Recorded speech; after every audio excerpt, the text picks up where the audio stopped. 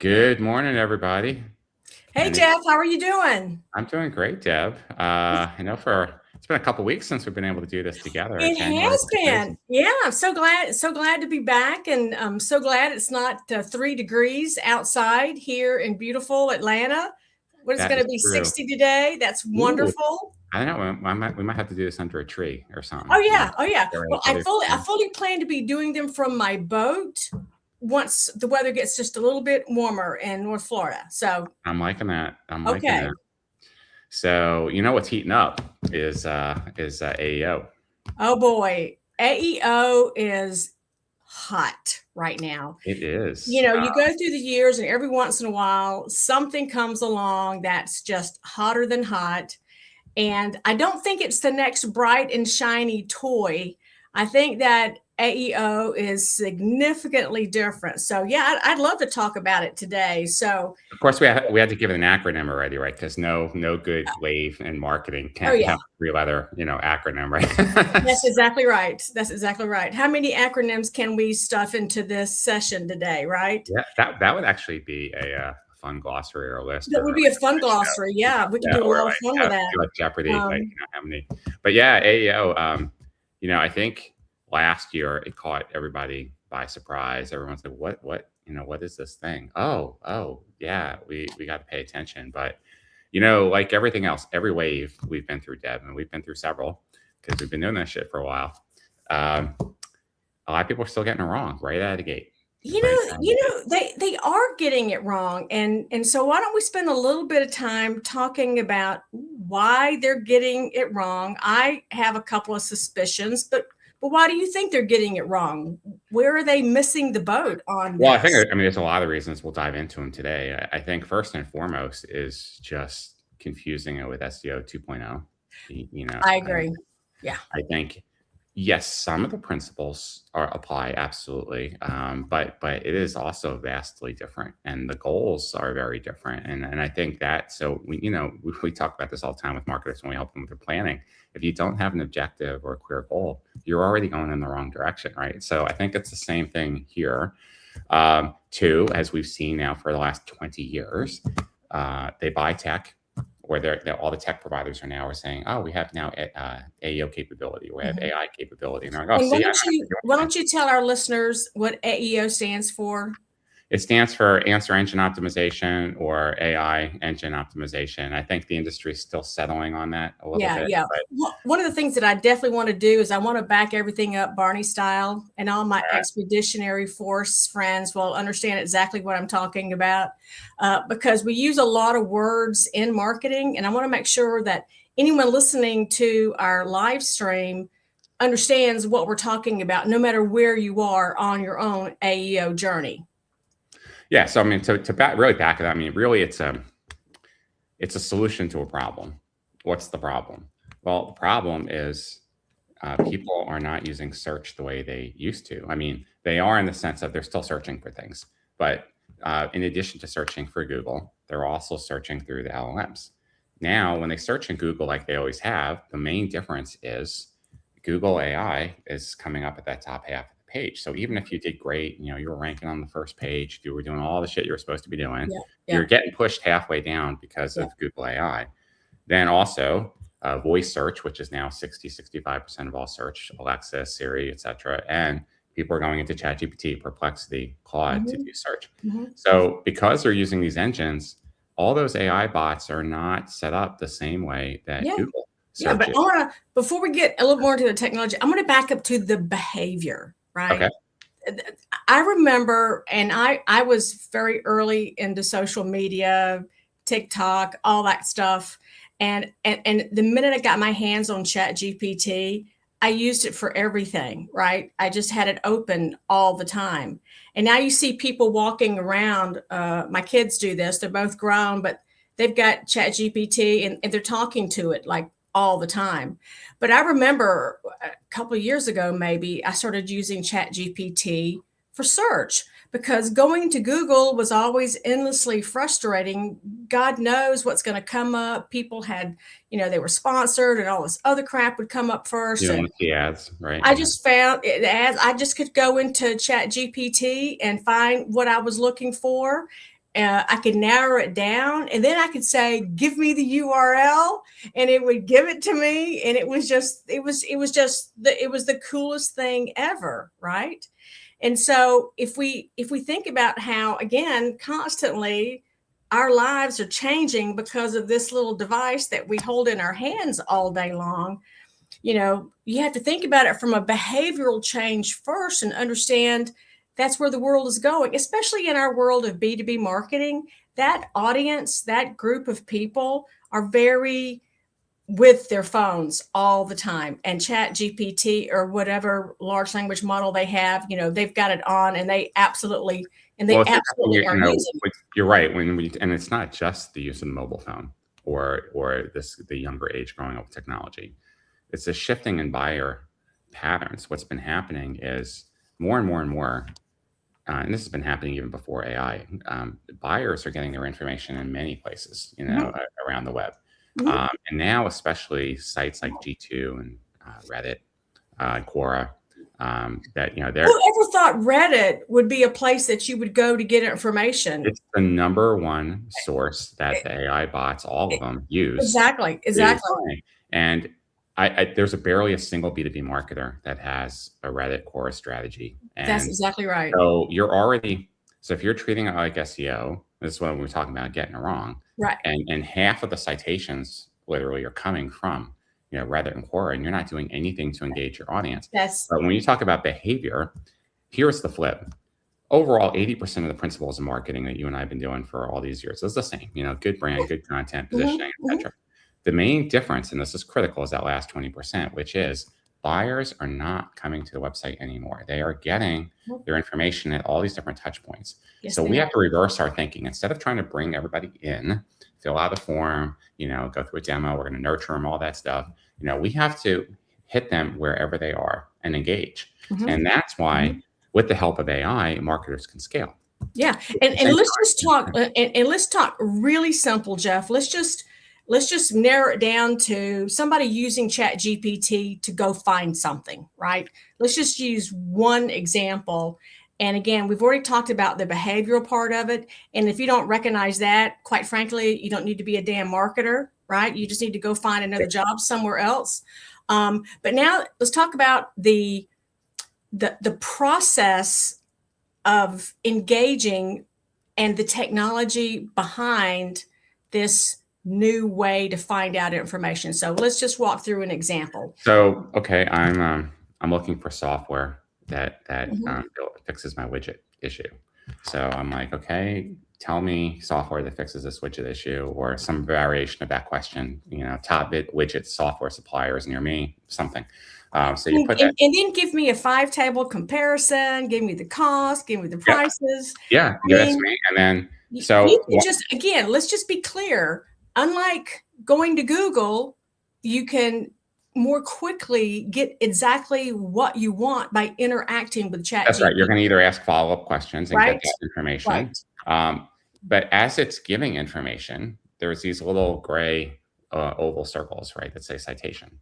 And those citations are pulling from what the bots think are authoritative sources. So it's like, well, I'm answering your question, Debbie. To answer your question, I trained myself on these places and these conversations that people are having. So what AEO is doing, they've got to be pulling it from somewhere, right? Got to be pulling from somewhere. So AEO helps you get into the conversation. And if you're not in the conversation, you're just not. Well, walk us through an example of how that might work. From the company side getting into the conversation, or from you, the buyer side? I'm the buyer. Right. And I'm searching for a software that can help me with my widget. Right. So then you're gonna see the links that the bot found with the citation link. And then you might be and when you call it a citation link, it's just a link. It doesn't say citation link. No, sometimes it literally does say citation on it. Does it say? Okay, I haven't seen that, but okay. So either one, I'm good with whatever I found, and it would be a total 0-click, right? I don't need to do anything because I got what I needed. Right. I click the citation link. Now, most of the time, those citation links are not going to take the buyer to your website. It's going to take them to the place it found the conversation. So the citation was coming from Reddit or Quora. Like your company software may have appeared in a top 20 list, and someone did an article That's on exactly it, right. right? And then it would have, right. Or some publisher's article or somebody's Mhm. blog or something, Right. you know, you showed up and the bot felt that there was enough authority on that page and the content and it was relevant enough to the question. So And it's so typically third-party content that it's pulling from, not first-party content. Yes. So Most of the content time, that I would have put on my website about my product, my software would not be the first thing to come up in search. It's going to be third-party content. most of the time that's true. Yes. Okay. Because if you think about it, if the bots have been training for the last couple of years and marketers just started working on AEO, that means on their site themselves, there is no authority structure as it relates to the bots. So the bots went everywhere else to get the information. Now, that doesn't mean the game's over, right? You know, but that's why everybody's now investing. So we know what's happening now, right? So how do we participate and take advantage of that? So the first thing is you have to stop thinking about it as ranking or conversion. You have to think about trust and authority and presence. You know, you need to be in the conversation. So why wouldn't ranking be important? Because it may pull up like 4 different URLs for you, right? Well, because it's not ranking in the traditional sense. 1 second. Excuse me. Thank you.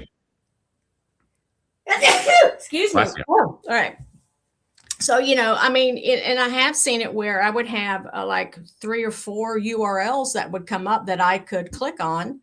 That is a kind of a ranking, right? Yes, but it's a dangerous slippery slope because you're going to think you're going to approach it, and marketers are already like SEO, where, oh, geez, if I take a single page, you know, where I'm going to game the system, I'm going to do backlinking, I'm going to put in a bunch of hot links, I'm going to put get my meta description so I can rank higher. That's not how AEO works. It's the complete opposite. The ranking, if you will, is based upon trust and authority and presence in the conversations. So if you want to show up, you have to show up. So let's talk about those 3 things because they're really important. Trust, authority, and being present. Okay, presence. So how do you get that? I'm new. I want to start AEO. I feel like a lot of my clients are probably going into ChatGPT to find out things that I could provide solutions for. What is it that I do to get trust, authority, and presence? So there's things that you need to do on your site. And there's things you need to do off your site. And again, approaching this from, as you start to do this, the goal is not to, let's say, reverse the trend of your organic traffic decline and suddenly get all these conversions from AEO. That's not exactly how it works. Yes, of course, ultimately, do we need to connect it back to demand? And we're going to invest time and energy into this. Do we want it to pay off? Yes. But we're approaching it from a different lens. So first thing is starting with your existing web pages, going through and making some tweaks to each page to make it easier for the bots to find it. So we already know about how to set up a standard web page, an H1 tag, a meta, you know, a description. So what we're doing is we're going in, we're adding some elements in. The first thing we're doing is we're adding an FAQ section to every page. The AI bots love FAQ sections. The second thing that we're doing is we're adding what's a schema, which is just a little block of JavaScript that would go before your footer that has elements in it that are set up like, okay, here's what the question the page is answering, the answer, relevant links. And it does these things in JavaScript and makes it easier for the bots to find. So you go through your existing site, your website, you do that. That's step 1. Step 2. You need to and that's like your entry into the conversation, right? Until you've done those things to your web pages. Yes, just going back and look, those changes, they'll only help SEO, but they're really designed for the AEO bots. Okay. The second thing that you're doing is you have to think how the bots think. And if it's looking for authority and structure, you have to start thinking strategically about how to design what we call clusters of information around several topics. So in our case, let's say you know, we want to be known for revenue marketing or HubSpot expertise or something along those lines.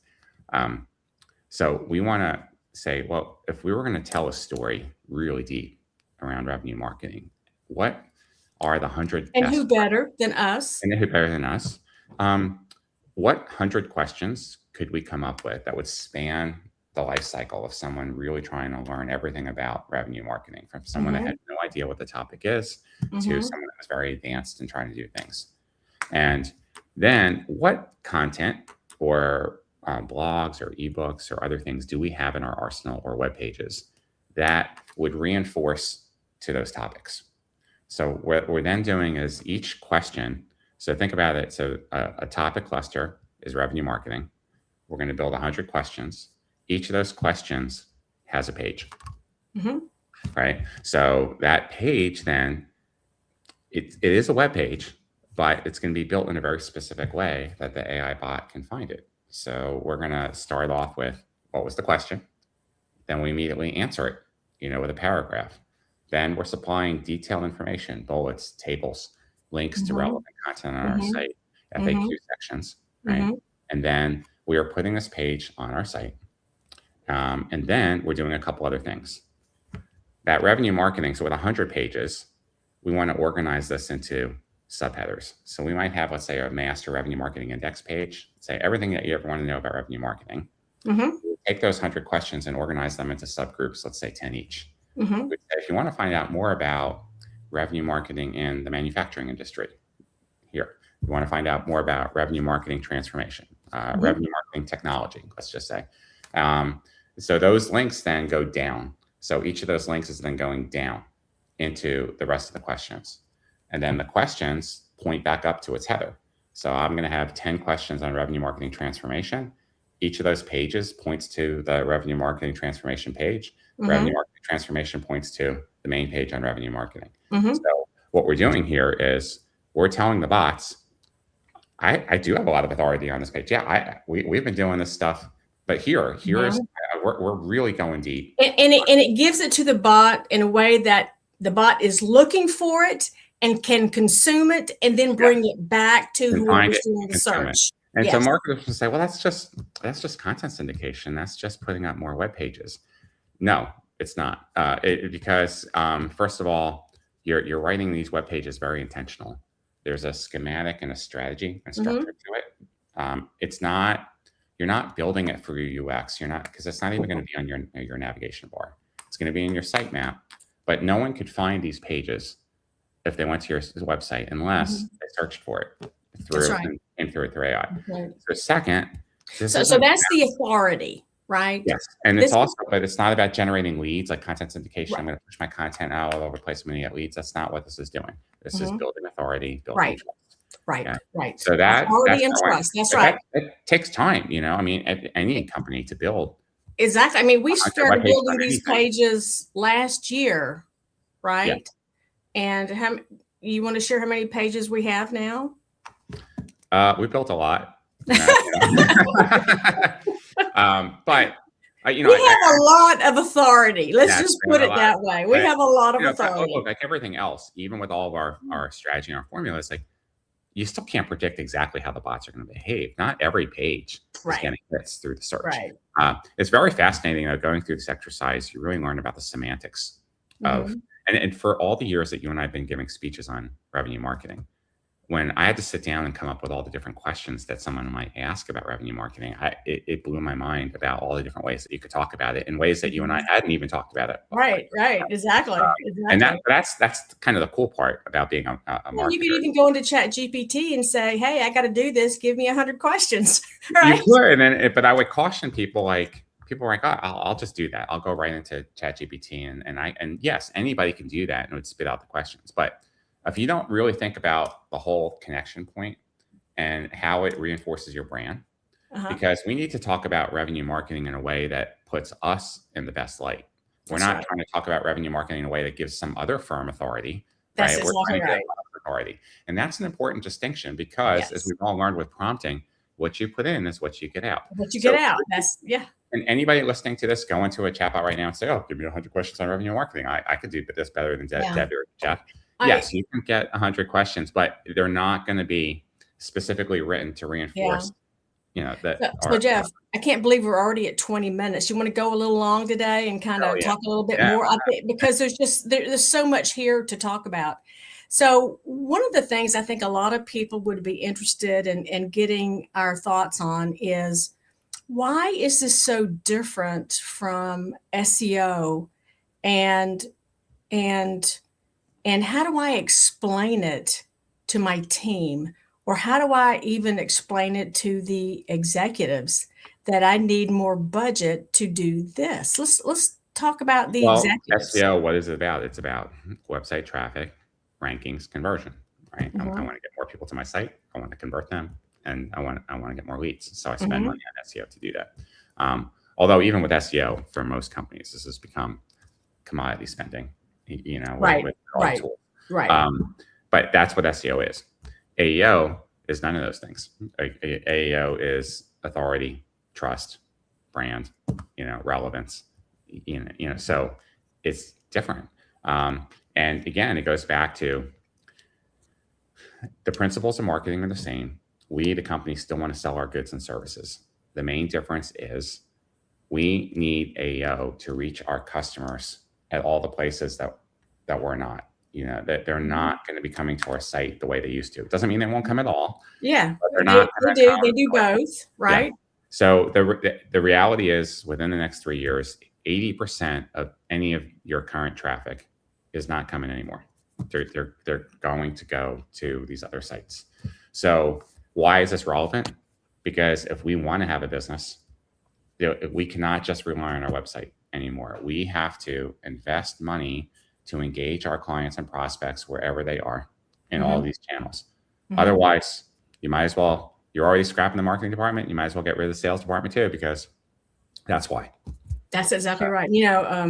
Gosh, I guess it was back in 2000, and it was a long time ago. I wrote an article, and it was called "Follow the Bouncing Customer." And it was about how just when we thought we had them pegged, this is the place that they go, this is their watering hole, and this is where we need to be. Oh, they changed their watering hole. They went someplace else. And this is exactly that. It's this constant change in buyer behavior, where they go to get their information, the sources that they trust for that information. So how would you scale this? Let's say I'm a brand new CMO. I'm coming into an organization and they don't do any AEO right now. Well, almost nobody's doing AEO yet. I mean, they're scrambling to do it. So in that regard, they're not behind. And let's talk about that. But I also do want to talk about the immediate impact on revenue that we have seen in some companies, right? I mean, you've made a couple of statements about that kind of seem to distance this activity from lead generation, but that's the reason we're doing it, is for lead generation. It is. And then then also, with the most of the marketing automation systems now are getting better at tracking the source. So you can see that someone came in from a ChatGPT or a Claude or something along those lines. Now, can most of the systems track that as a source? Not all of them, but HubSpot can. Okay. All right, great. So that's a big one. And then obviously, yes, to your point, Deb. Well, yeah, of course. Like I said a couple minutes ago, I mean, why are you doing this? So we're still in business to drive revenue, right? Like we're not doing this just to, hey, why not? Just for education, just go try this. Yeah. So of course, this is all about it. But the more authority and trust we build up, the more there will be a correlation with revenue, and then there will be new ways of connecting the dots. As we start to see more traffic come. It would be kind of a cool thing for us to build kind of like a scenario. And we could do a scenario. I'm a marketer, and I'm searching on how I can help drive more revenue in my company, and just kind of facilitate what a conversation would look like, and how through that conversation your company builds that authority and trust. Because I know that once I've done a thorough check on ChatGPT, I'm very ready to hit that link and go to that company. I have learned I've learned what I needed to know in the way that I needed to learn it, right? Even though Google's trying to emulate that online, but it does build such authority and it does build such trust. By the Okay. way, Alan Gonsenhauser says hi. He's listening right now, and he likes your Oh, tell Alan I said hello. yeah, well, you can tell him yourself. Oh, hey, Alan. Right now. That's right. We're live. Oh, yeah. I need to reach back out to Alan. So, but let's talk about. But back to your question, Deb, like how do you scale it, right? So we talked a little bit already. So it's first sitting down with a strategy and saying, okay, number one, let me go back through my existing web page. As I look at the content on each page, how do I start adding these AEO, the FAQ questions? And whoever is running your website right now can add a schema to each page. That's pretty straightforward. Right. Second is you're sitting down with your marketing team and saying, look, yeah, we did go overboard. We literally built thousands of pages. You don't need to do that, honestly, to establish authority. The goal here is what are 2 to 4 topics that you really can go deep on. That will work very well for most companies. Remembering that each topic has 100 questions, 100 pages. Right. So if you set a target of between 200 and 400 questions around a couple areas that you really want to go deep on, and then really spending some time and coming up with those questions, then you can start to build out the pages, and there's a specific order to follow. And then you will, I mean, if whatever marketing automation system you're using, you'll be able to track it. You'll also be able to see the results in Google. But that's only part one, Deb. We haven't talked at all about how do you build authority and presence on all these other touch points. We've spent a lot of time. We haven't. Let's spend a minute on that. Yeah. So G2, that's a little bit different. Obviously you can reach out to your customers and it's a pay to play. What's G2, Jeff, for our listeners? So it literally is just G2. It's basically a B2B ranking site. It ranks software, ranks service providers, and it does comparisons for people that are shopping. They just bought one of their biggest competitors. But interestingly enough, though, when you look at all the rankings, you would say, gosh, a professional site like that's doing all this evaluation and criteria, or someone like Gartner, shouldn't they be higher? No, because the AI bots actually are putting more value into organic conversations. So if you look at any of the research reports, Reddit and Quora are the 2 most ranked sources for all the LLM bots about where they're getting it. So let's talk about, Reddit, I thought that was just for people to kind of hang out and have casual conversations. Crazy people, conspiracy theories. No, so well, I'm sure they do that too, but people are having real conversations. Hey, does anybody have this problem with this widget? Does anybody know about ABC company? What kind of experience does someone have? So there's what are called subreddits. So easily right now, how do you scale? Go to Reddit, open up an account, it's free. Start searching for things that you care about within your industry. For us, we're like, search for revenue marketing or HubSpot or marketing operations or whatever.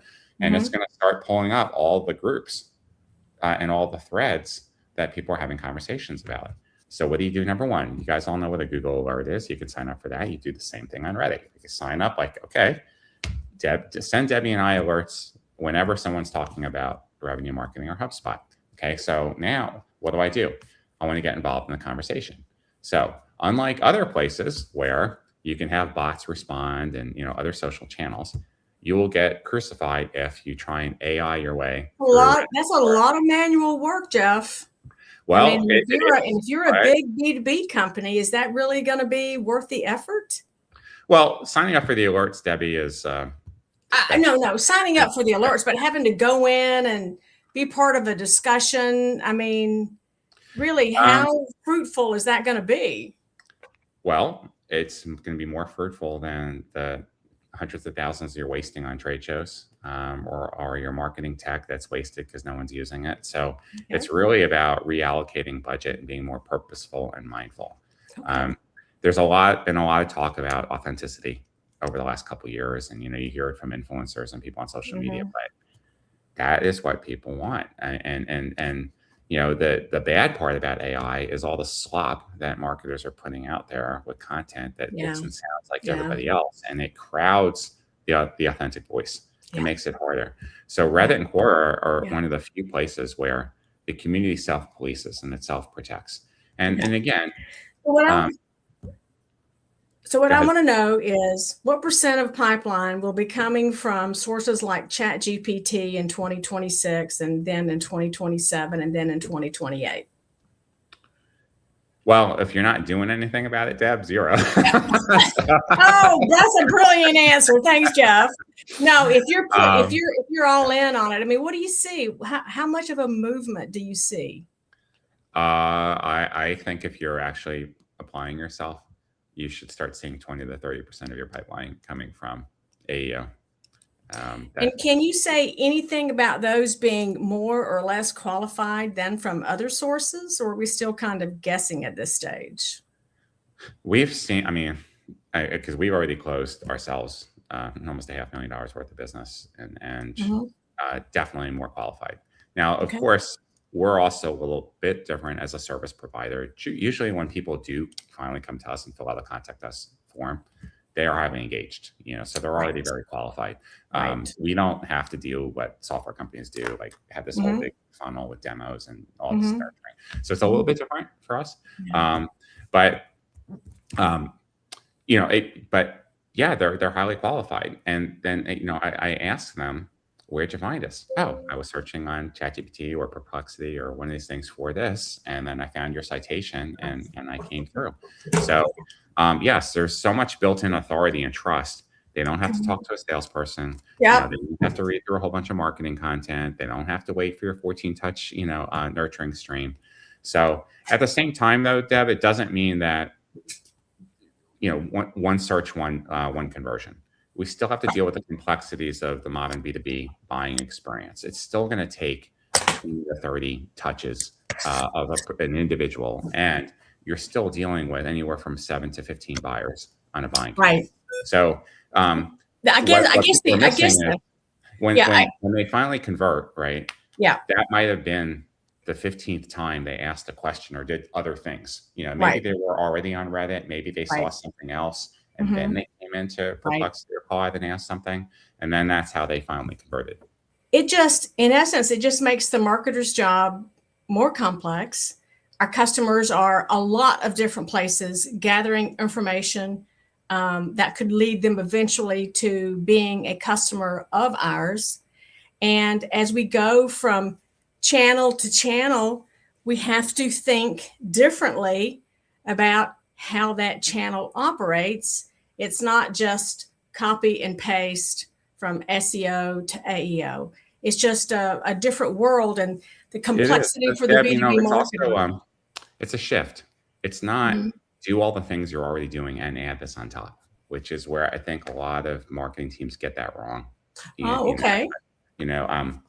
So why wouldn't you continue to do SEO and Well, of course you have to continue to do SEO. I mean, I'm not saying you turn it off, but I mentioned a few minutes ago, but if you're spending time getting all these other campaigns out the door and you're just cranking out content, you're doing all these other programs, and you have all this technology that you're spending and people running them that aren't doing anything for you. So the shift is to get further away from the crap that you're doing that's getting no result into channels that are getting you a result. And again, because that complexity and the number of things continues, something has to drop off, right? Yeah, so even if you take this recording and you go to your CFO, no CFO is going to say, sure, Deb, here's another more money on top of your budget just to do AEO. Yeah, exactly. They're going to say, well, what are you taking out? So it's not. Exactly. And sometimes prioritization. I think it's great for marketers to get a forcing function like that, because they have to take a look at the budget that they've got, and they have to make hard decisions. And cutting the crap is something that is hard for every marketing organization to do. How many times have we had conversations with marketing organizations about their budget and how they're spending all this money? They have zero return on that money, right? So it can be a bit of a forcing function. So anyway. Well, we went long today, but this was fun. We went long today, but I think it's a great conversation, and I think that every marketer needs to be as educated as they can be around human behavior, our buyer behavior, and then ensuring that they're there in the way that your customer or your prospects want us to be. So that was a great conversation, Jeff. Thanks for all of that great inside knowledge you shared with us. Absolutely. Well, we might have to do parts 2, 3, and 4, over the next couple of weeks. So. We may have to do parts 2, 3, and 4. Absolutely. And thank you guys for listening. Appreciate it. And, as always, I'm Jeff. I'm Debbie. Come on, we rehearsed that shit. We did. Have a great week, guys. All right. Talk to you soon. Bye, everybody. Yeah, that was rehearsed shit, right?